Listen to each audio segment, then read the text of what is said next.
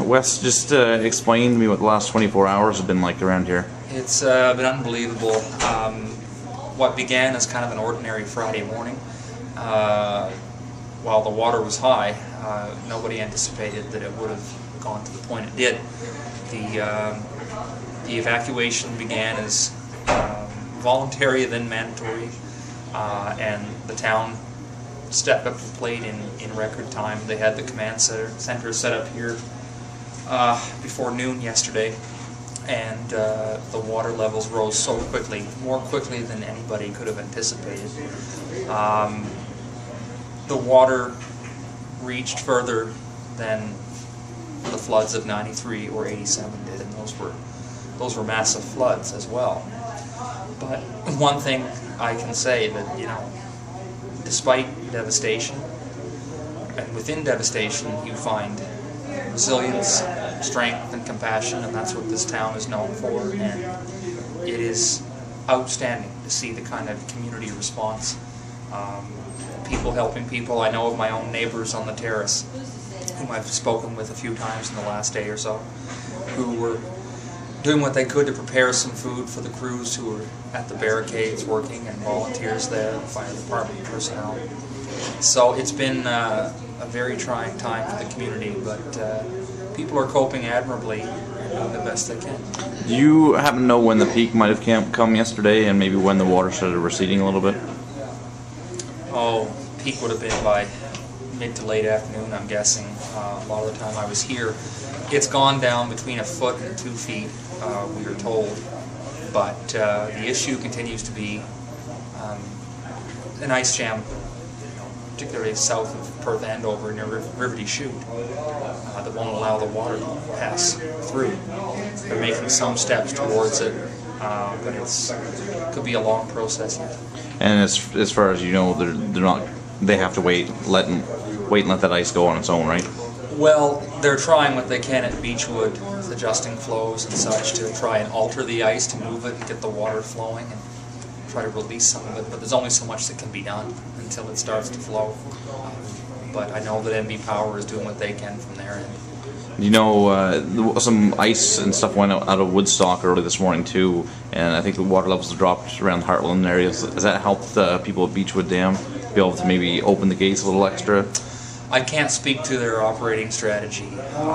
Obviously, they're doing the best they can to try to, within the power they got, to try and get some of that ice moving. But you know, Mother Nature's a very powerful thing. Now, the Premier was here yesterday, was it? Has there been any word yet as to whether the province might step in to help people recover from this? That's going to be something that's going to be top of mind, obviously. And the Premier and the Minister of Public Safety were here and toured around with me and the Mayor and councillors yesterday quite extensively. And obviously, we want to help in any way that we can. There is a mixture of federal and provincial programs, but at this point we're still within a flood. The water has barely receded a bit. So my advice to people who are listening to this, who've had their homes and enterprises affected, is document, document, document.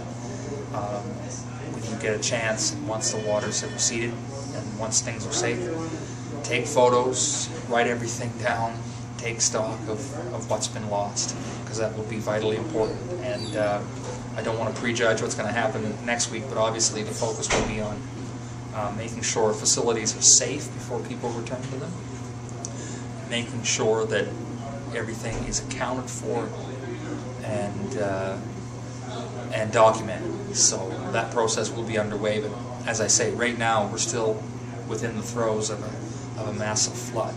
So a lot of that stuff will be coming later. And a couple of your concerns must be the status of the school and the hospital. Absolutely. Talk a little bit about what you know about what's going on there, and you know, what's going to be done, I guess. District 14 officials are here at present, and they are down at the schools right now. Of course, our high school and elementary school both suffered flooding. So they're down there assessing what damages there are. And we're going to be doing a conference call with the district at 2 o'clock this afternoon to talk about next steps. And we'll have a greater sense then, since the officials from the district have visited, to see what's happening inside those facilities and what damages there have been. Of course, the hospital as well. There will be assessments done there because the lower lying parts of the facility were greatly affected by yesterday. I've got to say that staff did an excellent job in the evacuation of patients from Hotel Dieu. That's no easy undertaking, and they did that very well and moved individuals to other locations. I know you can't really predict anything what's going to happen, but are you hoping the worst is over? Oh yes, I hope so. And you know, I can't discount Mother Nature, but hoping for a continual recession of the water, and that's obviously taking longer than anybody would have wanted. My advice to people is keep safe, keep with your friends and your neighbors if you can, and keep it high ground.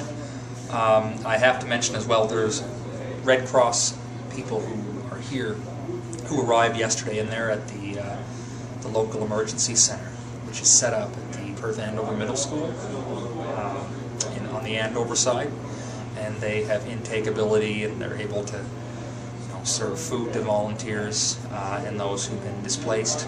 So they're doing a terrific job there for those who are able to take advantage of that. It's a help, and once again, in the midst of all this, you really see the best of a community. And the sad reality is that Perth-Andover has been down this road before, and I just watched in utter awe yesterday as our fire department, our village, local crews got together and got out there immediately. The evacuation of homes was done in a very stellar way. They did a great job. So the reality is that this community has experience with this type of flooding, and it served them well yesterday in getting people out safely and soundly.